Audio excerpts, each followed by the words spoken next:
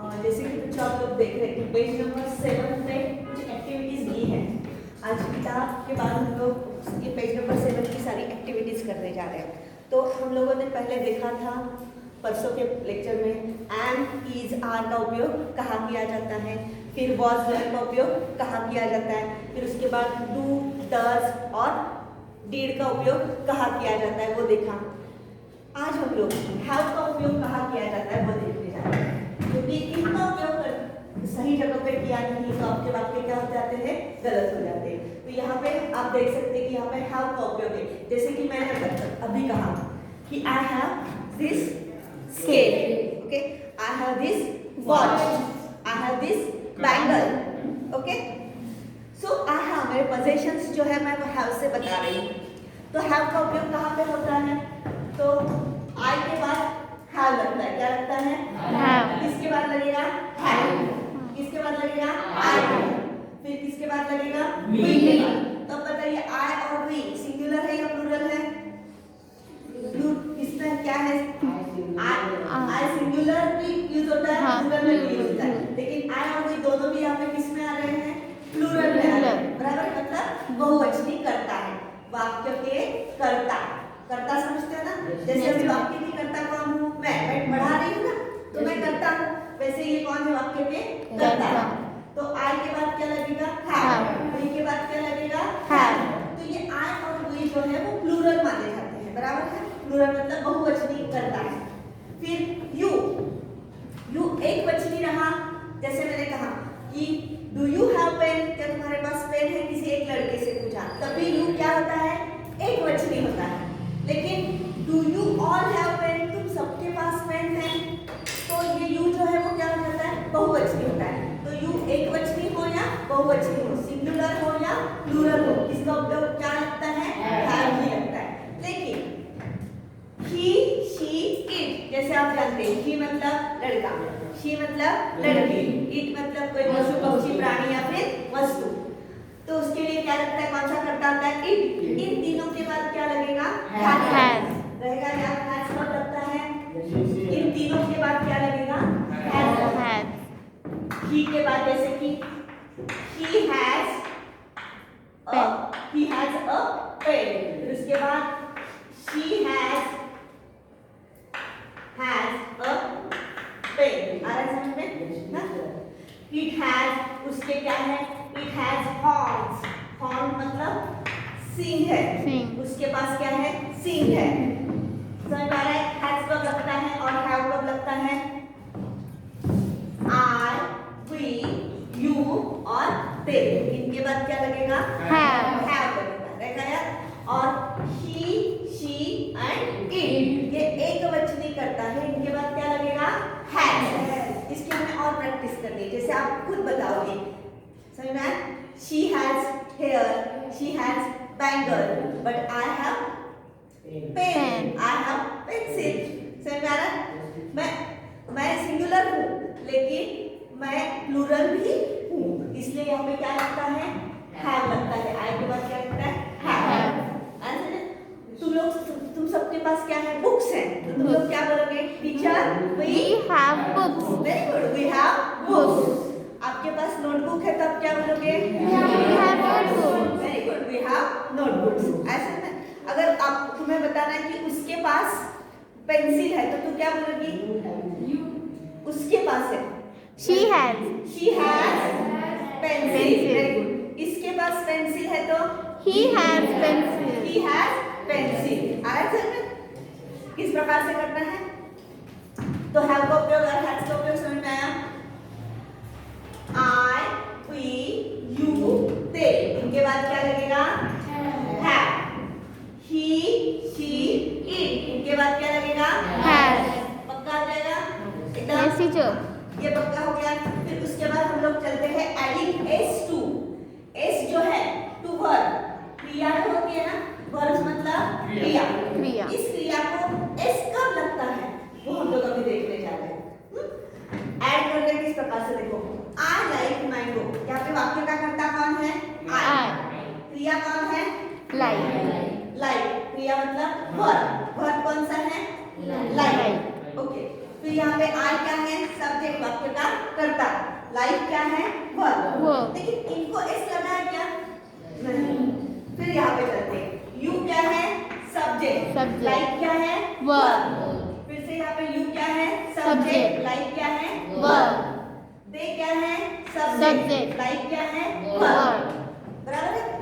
इन सब वर्ड्स में एस लगा हुआ दिख रहा है आपको? नहीं। लेकिन अगर आप यहाँ पे देखोगे, she likes mangoes, यहाँ पे he क्या है? सब्जेक्ट। likes क्या है? वर्ब। mangoes क्या है? ऑब्जेक्ट। लेकिन देख रहे हो आप कि यहाँ पे लाइक को क्या लगा है? एस लगा है। कि she likes mangoes, वही सेंटेंस देखो। फिर से she को भी क्या लगा है? वर्ब। लाइक को क्या लगा? फिर से एस लगा। फिर it likes mangoes, मैंगोज। कोई बंदर है उसको क्या पसंद है? मैंगो पसंद है, इसलिए यहाँ पे भी क्या लगा है? एस। तो देख रहे हो, he, she, it के बाद जो क्रिया आ रही है उसको क्या लग रहा है? एस। लेकिन I, we, you, they, इनके बाद जो क्रिया आ रही है उसको एस लग रहा है क्या? नहीं। तो इससे एक बात क्या याद रखने की, जब अपना कर्ता जो होता है, कर्ता मतलब वाक्य का कर्ता, जो सब्जेक्ट होता है, जो डूअर ऑफ द एक्शन होता है, उसके बाद जो क्रिया आती है, उस क्रिया को एक वचनी हुआ तो क्या लगेगा? एस लगेगा। एक वचनी कौन है? ही, शी, इट। एक वचनी है तो क्रिया को क्या लगा? एस। लेकिन बहुवचनी है, बहुवचनी कौन कौन है? आई, वी, यू, दे। ये बहुवचनी है, इनके बाद क्रिया को एस लगेगा क्या? नहीं। पक्का याद रहेगा? Yes, जैसे teacher. कि अभी सेंटेंस दे दो, she eats a mango, mango. उसने मैंगो खाई। खाया, बराबर है? खाता है, वो मैंगो खाता है, बराबर है? टीचर क्या आएगा? टीचर टीच आएगा, टीचर्स आएगा? Teacher teach. टीच आएगा या टीचर्स आएगा? टीचर्स। देखो टीचर एक वचनी है या अनेक वचनी है? अनेक, सॉरी, एक वचनी। टीचर एक वचनी है, तो टीचर के बाद क्रिया कौन सी है? टीचर्स। टीच। तो क्या लगेगा? एस लगेगा या नहीं लगेगा? लगेगा। लगेगा। क्यों लगेगा? क्योंकि टीचर एक वचनी। क्योंकि टीचर एक वचनी है, इसलिए क्रिया को क्या लगेगा? एस लगेगा। आगे समझो? हाँ। अब यहाँ पे देखो, चिल्ड्रन लिसन अ स्टोरी। अब देखो, चिल्ड्रन सब्जेक्ट है, चिल्ड्रन एक वचनी या बहुवचनी है? एक वचनी। बहुवचनी। बहुवचनी। अनेक बच्चों को हम लोग क्या कहते हैं? चिल्ड्रन। चिल्ड्रन। उसके बाद क्रिया कौन सी है? लिसन। लिसन। इसको एस लगेगा या नहीं? नहीं लगेगा। हो गया पक्का अभी आपका? Yes teacher. अभी फिर से, पीपल रीड स्टोरी। अब यहाँ पे पीपल क्या है? सब्जेक्ट। सब्जेक्ट। रीड क्या है? वर्ब। पीपल मतलब बहुत सारे लोग। वो स्टोरी रीड कर रहे, तो एस लगेगा या नहीं लगेगा? नहीं लगेगा। क्यों? क्योंकि अनेक है। अनेक। लेकिन वैसे अगर यहाँ पे कहा कि राम रीड स्टोरी, तो इसमें क्या गलत हुआ बताइए? राम रीड स्टोरी, राम एक क्या है? एक वचनी। बराबर है? राम के बाद क्रिया कौन सी है? रीड। राम पढ़ता है, तो रीड को एस लगेगा या नहीं लगेगा? लगेगा। क्यों लगेगा? क्योंकि राम एक वचनी है। Very good. आया समझ में? Yes teacher. कैसे सेंटेंसेस हो गए क्लियर? एक वचनी हुआ तो क्या लगेगा? क्रिया को एस लगेगा। बहुवचनी रहा तो क्रिया को एस लगेगा क्या? नहीं। लेकिन ये सब कुछ कब होता है? जब क्रिया वर्तमान काल में होती है तभी। रहेगा ना यार? तब लगता है जब क्रिया वर्तमान काल में होती है। तो भूतकाल में होती तो लगेगा ही नहीं, कुछ भी नहीं लगेगा। भूतकाल में क्रिया हो जाएगी। रहेगा यार? हाँ। अब इसके बाद हमारे सामने आया है कि यूज ऑफ ए और एन। ए या फिर एन। तो पहले सबसे छोटी सी बात बताइए मुझे, ये हम लोगों ने 5वीं 6वीं में सब पढ़ लिया है। ए और एन का उपयोग कब करते हैं? जब कोई वस्तु एक ही होती तो उसको ए लगाते, या फिर एन लगाते एन हैं, लगाते हैं। बराबर है? लेकिन ए या ए लगाते हैं या फिर एन लगाते हैं, तो ए कब लगता है और एन कब लगता है? ए ई आई ओ यू इनको एन लगता है। Very good. जिस शब्दों की शुरुआत ए ई आई ओ यू इनसे शुरू होती है ना, जिन उनको वर्ड्स एन। की, उनके पहले क्या लगेगा? एन लगेगा। वस्तु एक ही होनी चाहिए। कितनी होनी चाहिए? एक एक ही। ही। जैसे एन एप्पल, एक ही एप्पल है, तो क्या होगा? An apple. क्यों? क्योंकि इसकी शुरुआत किससे हुई है?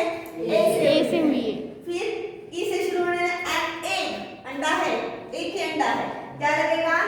एन। एन लगेगा। क्यों? क्योंकि उसकी शुरुआत किससे की है? ई से। फिर आई, आई से शुरू होने वाला आइसक्रीम। आइसक्रीम एक ही है, लेकिन उसकी शुरुआत किससे है? आई से। फिर ओ, ऑरेंज, ऑरेंज है, ऑरेंज की शुरुआत किससे हो रही है? ओ से। और यू है, यू से क्या है? Umbrella.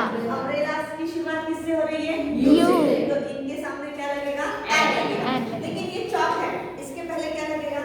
A a chalk. Very good. ये क्या है? रूलर है, क्या लगेगा? A ruler. A ruler. ये वॉच है, क्या लगेगा? A watch. वॉच। ये ब्लैक बोर्ड है, क्या लगेगा? अ ब्लैक बोर्ड। पक्का हो गया? ए या फिर एन। लेकिन यहीं पे एक दिया है, देखो, मिल्क। मिल्क जो होता है, एक मिल्क, दो मिल्क, तीन मिल्क, ऐसे बोलते हैं क्या हम लोग? नहीं। क्योंकि जिसे गिन नहीं सकते, पानी है वो पानी जैसा है, बराबर है? तो इसलिए मिल्क के सामने कुछ लगेगा क्या?